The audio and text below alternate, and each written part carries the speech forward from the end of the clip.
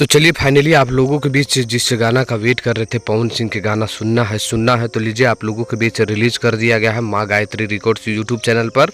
इसी के बारे में बात करेंगे, आखिर इस गाने का रिस्पॉन्स क्या है, गाना कितना बेहतरीन है और आप लोगों को ये गाना कैसा लगा है।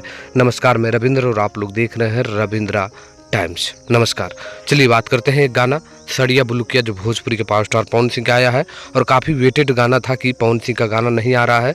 चुनाव में व्यस्तता के कारण पवन सिंह का एक भी गाना आप लोगों के बीच नहीं रिलीज हुआ था, लेकिन फाइनली आप लोगों के बीच गाना रिलीज हो चुका है। चलिए व्यूज़ की बात करें। गाना का व्यूज़ जो है 40-41 मिनट में मैंने देखा कि 19-20 हज़ार व्यूज़ है, जबकि लाइक 10 से 12 हज़ार इस गाने पे लाइक था।